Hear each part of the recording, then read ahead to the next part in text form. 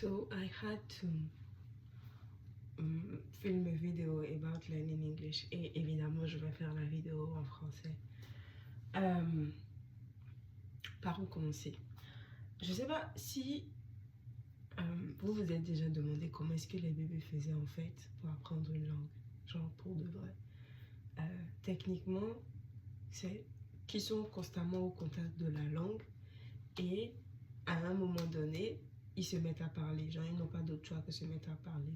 Ils, comment je veux dire, ils intériorisent les sons et tout ce qu'il faut et à un moment donné, ils se mettent à reproduire. Donc, on sait que en fait, l'une des meilleures façons d'apprendre une langue, c'est de pouvoir s'immerger dans la langue, de pouvoir se plonger dans la culture et tout. Et c'est pour cela que généralement, on recommande aux gens de voyager dans le pays de la langue pour apprendre la langue. Mais quand on ne peut pas voyager, en fait, il faut trouver un moyen de créer cette immersion-là, là où on est. Et pour ça, deux choses vont aider. L'audiovisuel et la lecture.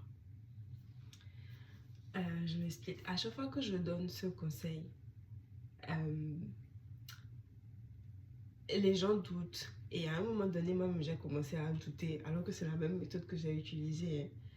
Mais à un moment donné, je me taisais, je ne disais plus rien. Jusqu'à cette année où l'un de nos profs, c'est une dame, c'est une russe, elle nous a raconté comment elle a fait pour apprendre le français. Parce qu'elle est venue en France pour son PhD et elle donnait son exemple dans le cadre où il y avait des étudiants qui avaient des difficultés en anglais et elle voulait leur montrer comment est-ce qu'elle a fait pour apprendre le français. Elle a dit que tous les soirs, quand elle rentrait chez elle, elle allumait la télévision et elle mettait une bonne émission. Que ce soit journal, film ou peu importe, mais une bonne émission en français. Et qu'elle regardait. Qu'elle a fait ça et qu'au bout de 6 mois, qu'elle s'est mise à parler le français. Elle a dit, ne me demandez pas comment ça se fait qu'à force de regarder des émissions ou des trucs là en français, j'ai fini par parler le français parce que je ne sais pas. Mais une chose est sûre, au bout de 6 mois, j'ai commencé à parler français. Et je sais ce que vous allez dire. Oh Lina, j'ai déjà essayé regarder films et séries en anglais, nanani, nanana. Mais est-ce que tu as déjà essayé non-stop pendant 6 mois?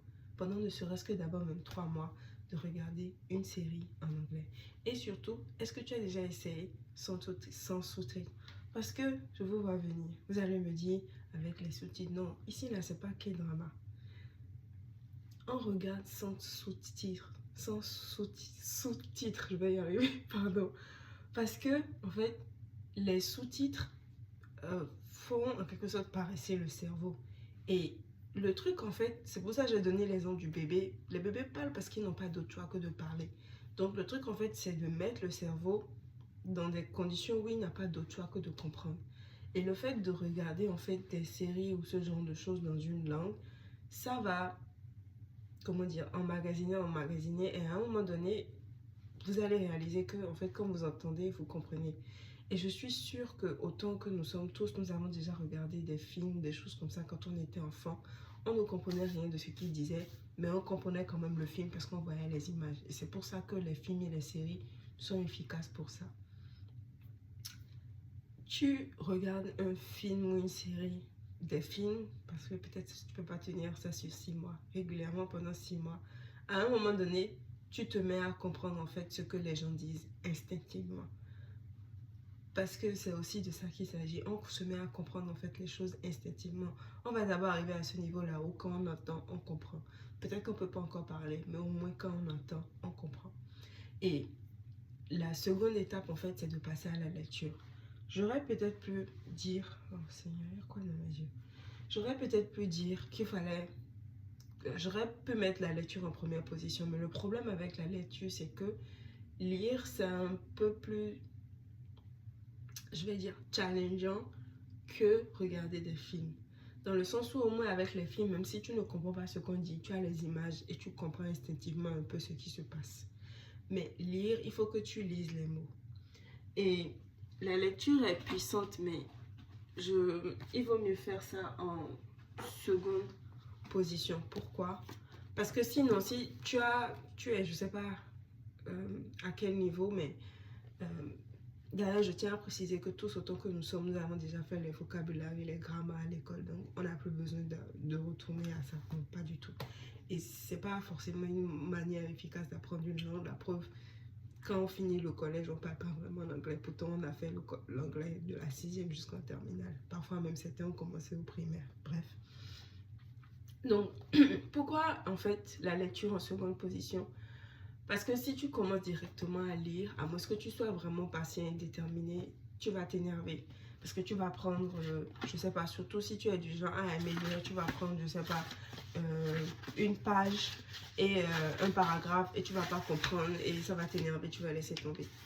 Donc, il vaut mieux faire en fait la lecture après quand on a atteint un certain niveau. Et surtout, commencer par des livres simples, des trucs comme des BD, ce genre de choses, ça va vous aider facilement. Et aussi, quand on lit, il ne s'agit pas de comprendre en fait mot à mot. Non, c'est pas genre tu lis une phrase et puis tu déposes, tu vas chercher le dictionnaire pour chercher le mot que tu n'as pas compris. Non, tu comprends le contexte. Tu comprends le contexte de la phrase, tu comprends le contexte du paragraphe et puis ça suffit. Au pire, parce que la lecture aussi permet d'enrichir son vocabulaire. S'il y a des mots que tu ne comprends pas, tu les soulignes.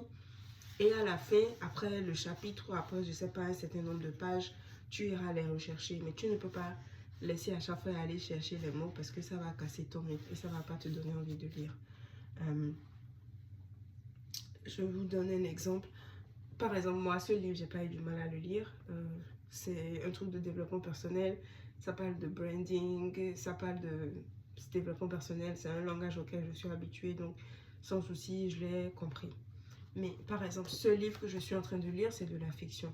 La fiction, c'est un peu plus difficile à lire que les livres, je vais dire, techniques ou ce genre de choses. Parce que la fiction, il y a des figures de style, ce genre de choses. Donc, on peut ne pas comprendre tous les mots. Donc, par exemple, ce que je fais, en fait, c'est que s'il y a des mots que je ne comprends pas, let me get a page where I underline some words. Ouais, par exemple ici. S'il y a des mots que je ne comprends pas, mais je ne suis pas sûre que vous allez voir parce que j'ai souligné au crayon, je les souligne simplement. Je les souligne et après avoir fini le chapitre, je vais chercher. Et franchement, il ne faut pas oublier qu'un mot n'a de sens que dans son contexte. Donc, faites l'effort. Et aussi, une petite astuce. Quand vous ne comprenez pas un mot, n'allez pas chercher la traduction, allez chercher la signification. Like, don't search for... Il ne faut pas écrire it, traduction. Non, il faut écrire it, meaning. Parce que généralement, when you search for quand vous cherchez la signification, ça vous permet de comprendre et ça vous permet aussi d'enrichir votre vocabulaire. Parce que un mot peut être traduit d'une certaine manière, mais peut ne pas avoir le sens dans le contexte dans lequel il a été utilisé. Et il faut comprendre, encore une fois, c'est important de comprendre les mots dans leur contexte. Donc, pour résumer, je vais dire deux choses. Moi, le conseil que je pourrais vous donner, c'est de vous donner un an. Et 1 an ou 9 mois si vous voulez. Et disons pendant 3 à 6 mois, ou si vous voulez 4 mois même, vous regardez régulièrement une série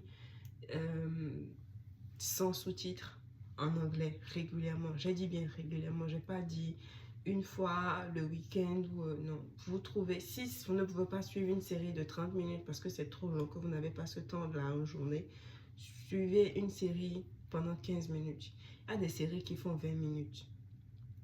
Essayez de trouver, généralement il vaut mieux prendre une série que vous avez déjà suivie en français, comme ça aussi vous savez déjà de quoi il s'agit et vous redécouvrez la série dans une autre langue et ça vous aide à comprendre vu que vous avez déjà une base. Quoique vous pouvez aussi très bien commencer avec une série que vous n'avez jamais suivie, c'est juste qu'il vous faudra de la patience pour comprendre ce qui se passe, mais ça marche aussi très bien. Et vous suivez ça régulièrement pendant 3-4 mois, vous allez voir que vous allez vous mettre à comprendre des mots.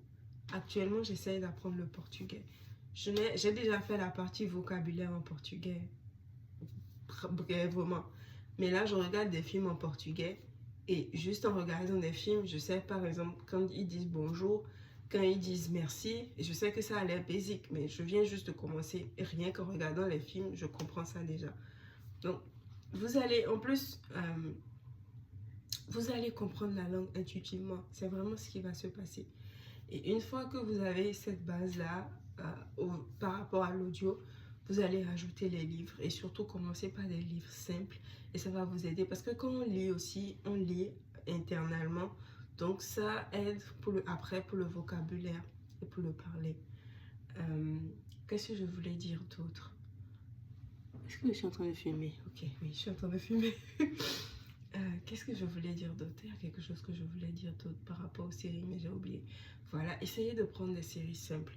Par exemple, les trucs comme Friends, Psych. Je ne sais pas si vous connaissez Psych, le truc des détectives super rigolo là. Prenez vraiment des trucs simples qui vont vous permettre de passer du bon temps tout en rigolant. Moi, par exemple, ma série préférée, et c'est l'une des premières séries que j'ai suivies en anglais, c'est The Nanny. Évidemment, j'avais découvert la série en français sur TF1. Mais après, j'ai suivi la version anglaise dès que j'ai pu. Franchement, j'ai adoré. C'est une série qui fait quoi, maximum 25 minutes. Et j'ai adoré chaque épisode. En plus, ce sont des séries qui reviennent sur les thématiques de la vie courante. Donc, ça va vous aider. Aussi, autre chose, j'aimerais... Peut-être que même j'aurais dû commencer par ça. C'est quoi l'objectif? Pourquoi, en fait, tu veux apprendre l'anglais? C'est important d'avoir un objectif parce que c'est l'objectif qui va t'aider à commencer, à continuer et à tenir bon. Parce qu'il y aura les tentations pour abandonner, mais il faudra tenir bon. Moi, mon exemple est particulier parce que moi j'ai appris l'anglais parce que j'aimais l'anglais. C'est aussi simple que ça. Et quand on me connaît, quand moi j'aime quelque chose, j'aime la chose jusqu'au bout. Donc pour moi c'est particulier. Mais l'exemple le plus proche que je peux trouver, c'est par exemple le sport. Comment j'ai fait pour commencer à faire du sport régulièrement? Généralement les gens ont des objectifs génériques comme c'est bon pour la santé, etc., etc. Mais le problème c'est que cet objectif-là ne me motive pas moi à faire du sport. C'est pas comme un vieux par exemple qui se mettrait à faire du sport après avoir frôlé une crise cardiaque ou après avoir fait une crise cardiaque ou après avoir frôlé, je sais pas, en tout cas quelque chose de grave s'est passé et il s'est mis à faire du sport parce qu'il a compris que sa santé en dépendait ou quelqu'un qui a été obèse et qui essaye de contrôler son poids ou ce genre de choses. Moi, j'avais pas de soucis de santé. Moi, j'ai commencé à faire du sport parce que j'ai vu que mes cuisses ne rentraient plus bien dans mes jeans. Genre, j'ai vu que quand je portais mes jeans, ça frottait trop. Et moi, s'il y a une chose que j'aime, c'est que j'aime avoir de jolies jambes. J'aime quand je mets mes jeans, que je sois jolie dedans. J'aime que quand je mets mes mini-jupes, que je sois jolie dedans. Et c'est ça qui m'a motivée à commencer à faire du sport. Et évidemment, quand j'ai commencé à faire du sport, j'ai vu les bénéfices sur ma santé. J'ai un meilleur cardio, je me sens plus légère. Ça m'aide aussi pour mon problème d'insomnie, etc. Mais ce qui m'a motivée au départ, c'est, on va dire, un objectif superficiel. C'était que je voulais avoir de jolies jambes.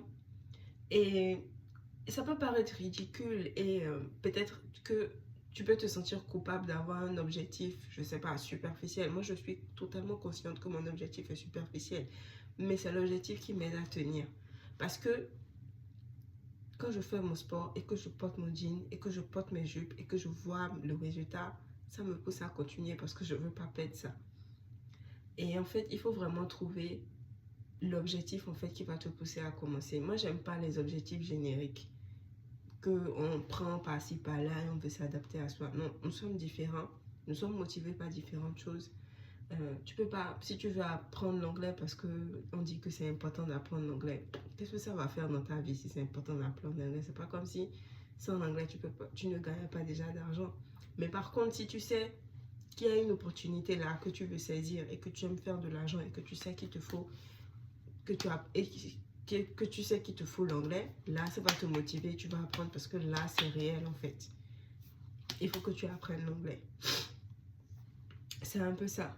Donc, franchement, essayez de trouver votre objectif à vous. Comme je l'ai dit, moi, mon cas, c'était particulier.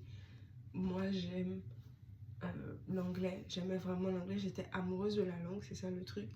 Et je me suis mise à apprendre tout simplement. Et ceux qui ont les historiques de j'ai détesté l'anglais parce qu'un prof m'a fait détester l'anglais, vous êtes des adultes. Vous êtes des adultes. Le prof, c'est déjà passé. Maintenant, là, vous voulez faire quoi? C'est le prof qui vous retient toujours de ne pas apprendre. Je sais pas. Mais franchement, vous êtes des adultes. Faut arrêter avec les excuses comme ça. Tu veux apprendre, tu apprends. Tu veux pas apprendre, tu laisses. Personne ne t'oblige.